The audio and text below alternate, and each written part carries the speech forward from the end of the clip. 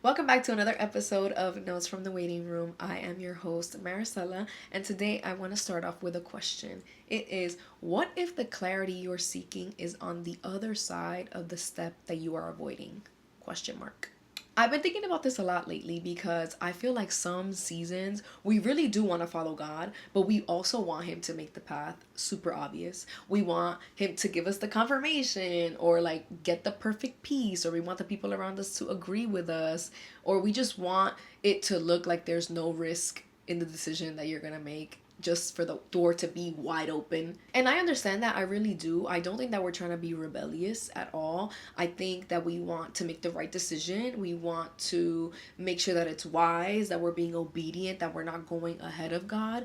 But I think that sometimes our desire to make the right decision causes us to be paralyzed, like analysis paralysis. We get stuck. We keep praying the same thing, asking the same people, replaying the same possibilities in our head, trying to figure out what step is the right step. And sometimes what we call waiting on God is actually just like our fear.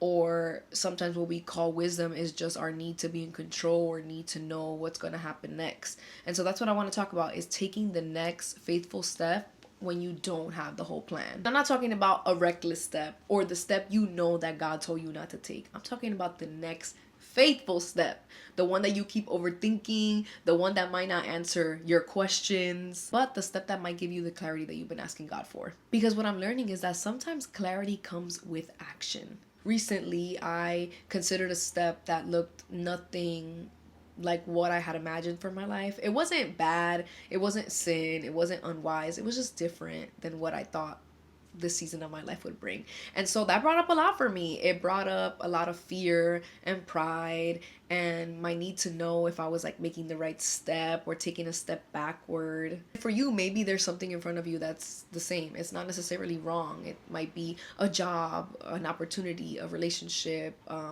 decision to join into ministry, I don't know, a creative move, a yes, a no, and you don't have a dramatic answer from heaven yet. All you have is the next step. And it's uncomfortable because you want certainty. We want to know what's going to happen. We want to know, am I going to fail? Am I going to look stupid? What are people going to think? But sometimes God doesn't give us the entire path. He just gives us just enough light to illuminate the next step. There was a line in my devotional that I took as confirmation for this episode, and it says, "All I require of you is to take the next step, clinging to my hand for strength and direction." And that hit me because often I am asking God for the full picture. I'm asking God for the whole map, but He's just inviting me to take the next step.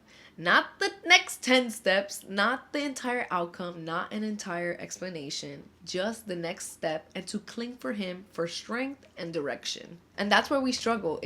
We're not only asking God to lead us, but we're asking Him to remove all the risk that's attached to this obedience. But that's the thing about faith. Faith is not always risk-free. You're never gonna know what's gonna happen next, how things are gonna play out. Faith is saying, I do not know what this is going to become. I don't know if people are going to understand, but I am going to take this next step with you. Acts 16 comes to mind for this, and I know I've spoken about this before, but I just find this story so comforting, especially in the season that I'm in. But Paul and the disciples are going around spreading the gospel. They're on a mission, they're on go, and they try to go in somewhere, and the Holy Spirit stops them from going in there. Paul goes to sleep. He has a dream, he has a vision about a Macedonian man asking for help. And so they concluded that they were supposed to go to Macedonia to spread the gospel. There's two things that stand out to me from this story. Is one, the Holy Spirit guides them, right? Stops them from going somewhere. They were already moving.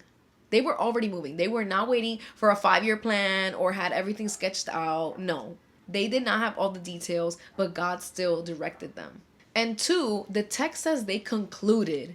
Concluded means that they just made a decision based on the information that they had. Again, they did not have the details. And for me, that is so comforting because sometimes, I heard this on a podcast, sometimes we look at biblical characters and we think that they're these superheroes that knew everything, but they were human just like us. So In this season that I'm in, I'm also concluding. I'm also just making decisions with the information that I have. The disciples were walking with God. They had faith. They still had to make decisions. They still had to take next steps. And that comforts me because we put so much pressure on ourselves to know the end from the beginning. But only God knows the end from the beginning. Our job is to just acknowledge Him, seek Him, trust Him, and take the next step.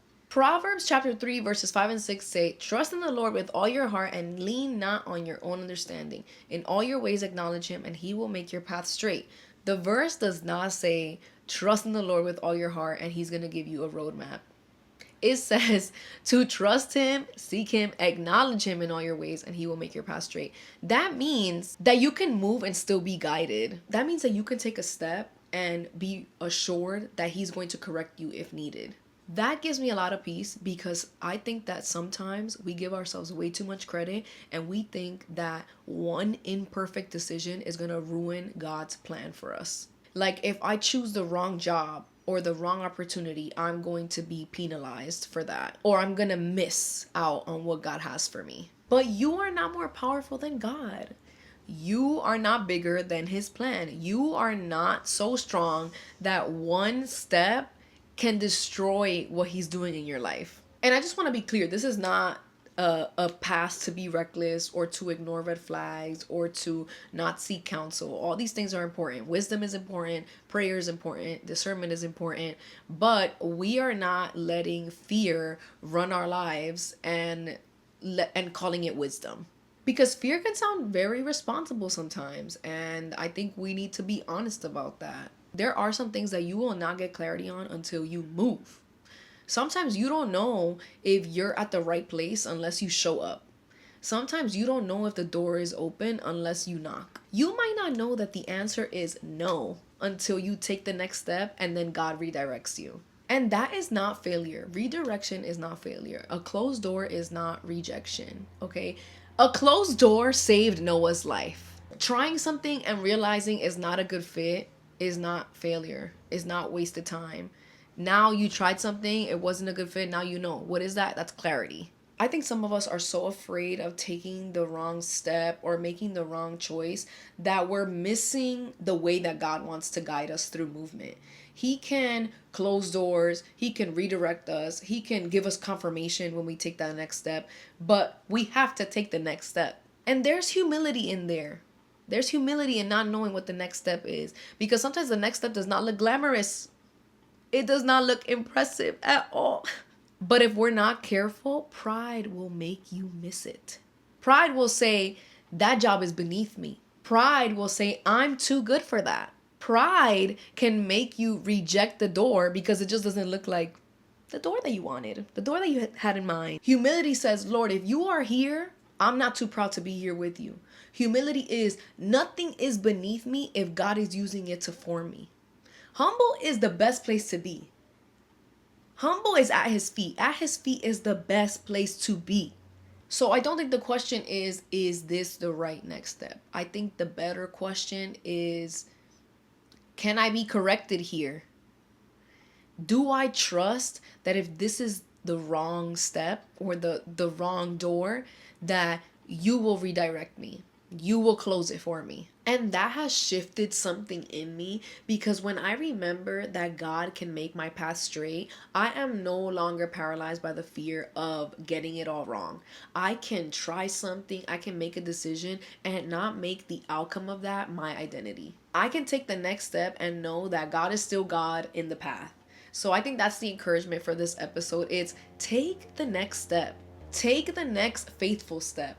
That step that you keep overthinking, that project you want to try, that job you want to apply for, that relationship you want to leave, but you're too scared to. Take the next faithful step. We do not need to know the entire plan to walk with God today. And maybe as you move, He will confirm it to you, or He will close a door, or maybe that next step will build courage in you, or maybe that step will expose a fear, or maybe an area of your life that needed healing, or maybe that uncertain step is just a way for Him to show you that He can be trusted.